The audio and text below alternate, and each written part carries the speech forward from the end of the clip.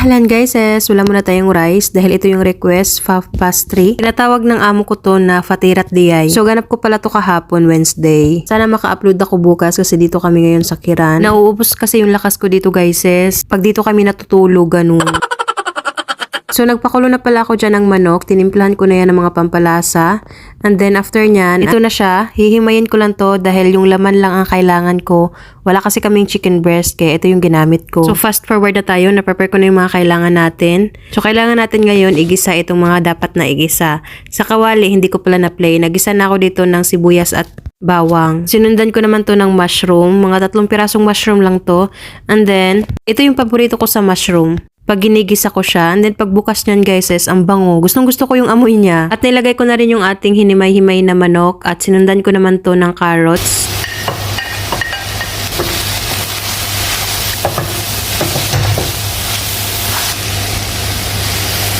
At nilagyan ko ng konting sabaw ng manok para hindi siya dry.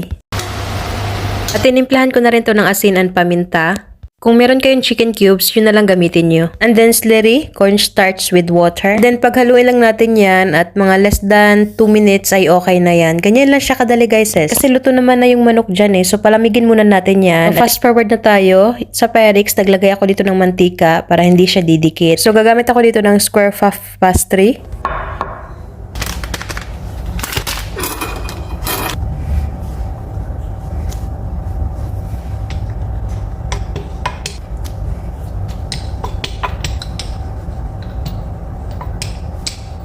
Ito guys nagulat ako bakit brown yung isa. Whole grain pala yun. And then yung isa naman low fat. So okay lang yan. Sundan nyo na lang yung ginawa ko. Ayan, nilagay ko dyan sa Pyrex yung ating mga pastry. At saka natin ilagay dito yung manok. So, spread lang natin yan. And then, maglalagay pala ako dyan ng konting sabaw ng manok ulit. Para hindi siya totally dry. And then, maglalagay na ako dito ng mozzarella. So, mahilig pala yung amo kong lalaki nito guys. Hindi ko alam kung bakit. Dati, naglalagay ako dito ng bechamel sauce. And then, sabi niya ayaw niya daw ng bechamel. Kaya tinanggal ko yung bechamel. Kaya ginawa ko yung nilalagyan ko na lang ng slurry ganun. And then, brush lang natin yan ng egg. So, preheated yung oven natin sa 375 Fahrenheit to 400. Bake lang natin yan up and down yung oven namin dito sa mga magtatanong. And then ito na siya. O diba? Ito yung lunch, parang snack lang to guys. So dito ko na lang siya ilalagay kasi pag nilagay ka to sa sakhan, mas lalo siyang mag-dry ganun. Diba? Mautak tayo And then yung mga tirang pastry square, ito na lang yung ginawa ko guys. Kasi naman ibalik ko pa sa freezer, diba? Appetizer na rin sila. So pizza sana yung gusto ko dito. Kaso guys, mas bet ko yung jibben. Yung jebbe na yan, mix yan ang mga pinaglalagay ko dyan. May mozzarella, feta cheese, halloum, or halloumi, ganon.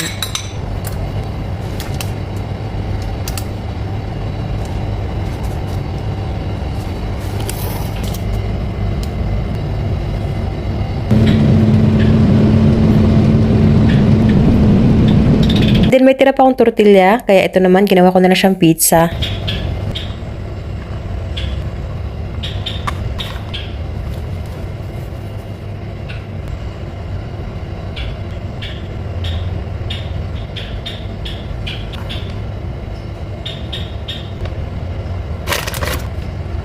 O diba matik, fast forward na tayo, luto na yung ating mga pinag-o-oven guys.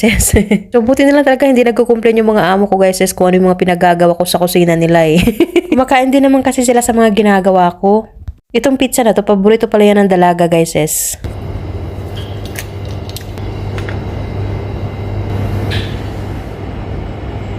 And then, yung tirang mushroom, habang sinisipag pa ako guys, gagawin ko na lang siyang shoroba. So, madali lang to. Maglagay tayo ng butter, magsuti lang tayo ng sibuyas at bawang. At pag lumabas na yung aroma nito, lagay natin yung mushroom. Ito na naman guys, gustong gusto ko talaga yung amoy ng mushroom pag nagigisa. Dati nagigisa ako nito with egg, para siyang scramble egg, tapos may mushroom. Kaso, after kong kumain nun, sumasakit yung tiyan ko. Siguro hindi siya natutunaw. So, sa paggawa ng mushroom soup, madali lang. And then, dito naman, pwede kayong gumamit ng cooking cream or fresh milk. Pero yung sa akin, fresh milk, tinimplahan ko na rin to ng asin and paminta. And then, ukayin lang natin yan. At pag kumulo na to, ay pwede na natin i-blender.